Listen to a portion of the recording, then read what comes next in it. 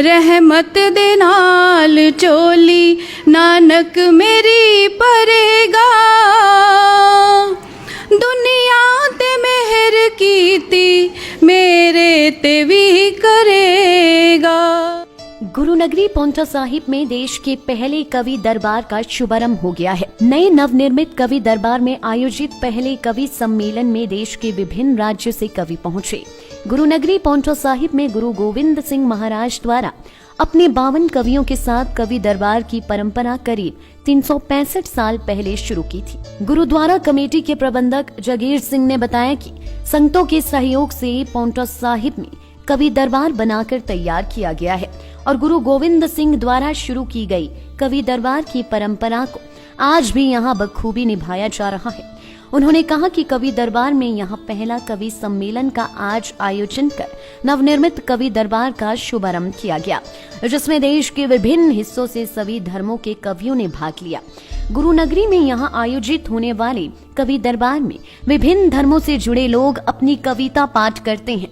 कवि दरबार में पहुंचे कवियों ने बताया कि सभी संगतों के लिए यह बेहद खुशी की बात है कि गुरुद्वारा प्रबंधन गुरु गोविंद सिंह द्वारा शुरू की गई परंपरा को आज भी निभा रहा है और अब यहाँ एक नया भव्य कवि दरबार कवियों के लिए तैयार किया गया है, जो देश और विश्व में पहला स्थान यहाँ स्थापित हुआ है। इससे पहले कवियों के लिए अलग से कोई भी कवि दरबार स्थान स्थापित नहीं था। उन्होंने बताया कि इस कवि दरबार के मिलने से कवियों में भी खुशी की लहर है। का खालसा वाहिगुरु जी की फतेह। समूह साध संगत नूं पहले प्रकाश श्री गुरु ग्रंथ साहिब की बहुत बहुत बधाई होवे। गुरुद्वारा पांवटा साहिब की प्रबंधक कमेटी वालों संगत के सहयोग नाल कवि दरबार स्थान की अज शुरुआत की गई है। मैं अपने वालों ते पूरी प्रबंधक कमेटी वालों बहुत बहुत संगत नूं बधाई देना हाँ। ये कवि दरबार गुरु महाराज साहब श्री गुरु गोबिंद सिंह जी ने शुरू किया सीगा, जो कि वो परंपरा अज तक चल रही है। उस नवी बिल्डिंग में अज पहला कवि दरबार शुरू किया गया है। इसलिए भी मैं आप जी को बहुत बहुत बधाई देना। वाहिगुरु जी का खालसा वाहिगुरु जी की। आज पांवटा साहिब की पावन धरती में कवि दरबार के लिए आया हूँ।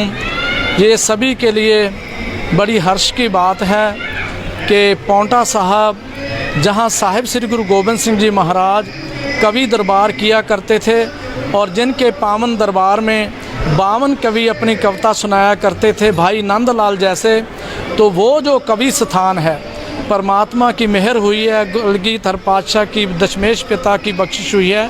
आज वो बहुत ही सोना स्थान बन रहा है और ये कवि दरबार स्थान दुनिया में ऐसा पहला नवेकला स्थान है जहाँ सारी दुनिया से कवि आकर गुरमत की बात किया करेंगे, गुरु गोबिंद सिंह की बात किया करेंगे।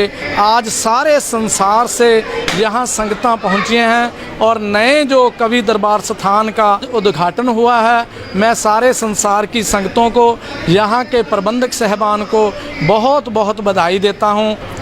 ਅੱਜ ਪਾਉਂਟਾ ਸਾਹਿਬ ਹਿਮਾਚਲ ਪ੍ਰਦੇਸ਼ ਦੀ ਪਵਿੱਤਰ ਧਰਤੀ ਦੇ ਉੱਤੇ ਜੋ ਕਵੀ ਦਰਬਾਰ ਅਸਥਾਨ ਪਾਤਸ਼ਾਹੀ 10ਵੀਂ ਗੁਰਦੁਆਰਾ ਪਾਉਂਟਾ ਸਾਹਿਬ ਵਿਖੇ ਉਦਘਾਟਨ ਹੋਇਆ ਹੈ।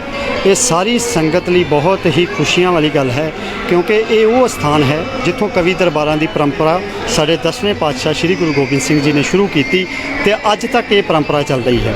ਤੇ ਇਸ ਸਥਾਨ ਦਾ ਉਦਘਾਟਨ ਹੋਣਾ ਸਿਰਫ ਇੱਕ ਜਾਂ ਦੋ ਬੰਦਿਆਂ ਲਈ ਜਾਂ ਇੱਥੋਂ ਦੀ ਪ੍ਰਬੰਧਕ ਕਮੇਟੀ ਲਈ ਖੁਸ਼ੀ ਦੀ ਗੱਲ ਨਹੀਂ, ਬਲਕਿ ਸਾਰੇ ਹੀ ਸਿੱਖ ਸਮੂਹ ਦੇ ਲਈ ਬਹੁਤ ਹੀ ਖੁਸ਼ੀ ਦੀ ਗੱਲ ਹੈ, ਕਿਉਂਕਿ ਸਿੱਖ ਸਮੁਦਾਇ ਇੱਥੇ ਆਉਂਦਾ ਹੈ, ਕਵੀ ਦਰਬਾਰਾਂ ਦੀ ਰੀਤ ਦੇ ਨਾਲ ਜੁੜਿਆ ਹੋਇਆ ਹੈ ਤੇ ਹਰ ਧਰਮ ਦੇ ਲੋਕ ਹਰ ਧਰਮ ਦੇ ਕਵੀ ਨੂੰ ਬਹੁਤ ਹੀ ਪਿਆਰ ਦੇ ਨਾਲ ਸਤਿਕਾਰ ਦੇ ਨਾਲ ਸੁਣ ਵਾਰੇ ਜੋ ਪਰਿਵਾਰ ਗੋਬਿੰਦ ਸਿੰਘ ਜੀ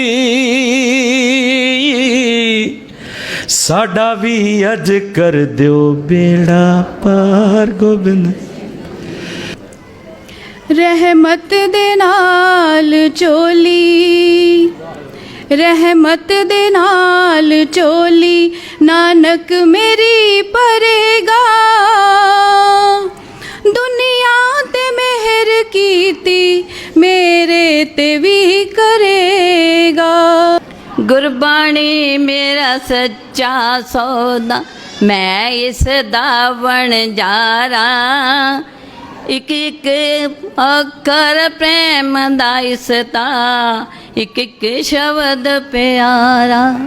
गुरबाणी मेरा सच्चा सौदा, मैं इस दावण जा रहा।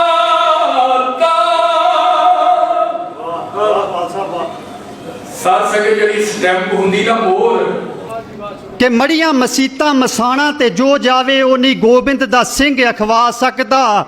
ਮਨ ਕੇ ਮੌਲੀਆਂ ਚ ਕਰੇ ਵਿਸ਼ਵਾਸ ਜਿਹੜਾ, ਉਹ ਰਹਿਮਤ ਕੜੇ ਦੀ ਕਿੱਦਾਂ ਹੈ ਪਾ ਸਕਦਾ। ਉਹ ਜਿਹੜਾ ਥਾਂ ਥਾਂ ਭਟਕਦਾ ਫਿਰੇ ਬੰਦਾ, ਉਹ ਜਿਹੜਾ ਮਨ ਨੂੰ ਨਹੀਂ ਟਿਕਾ ਸਕਦਾ। ਲਾਓ ਵਾਹਿਗੁਰੂ ਜੀ ਕਾ लाइफ टाइम्स टीवी के लिए नाहन से सतीश शर्मा की रिपोर्ट। हिमाचल की सबसे बड़ी ऑटो डीलरशिप गोयल मोटर्स में नौकरी करने का सुनहरा अवसर। सोलन, शिमला, सिरमौर और किन्नौर में चाहिए sales executive, service executive, field executive, motor mechanic और ड्राइवर। शानदार करियर संभावनाएं व इंडस्ट्री में बेहतरीन सैलरी पैकेज। तो आज ही कॉल करें 9418035372 पर और ईमेल से भेजिए अपना बायोडाटा hr@goilmotor.com पर।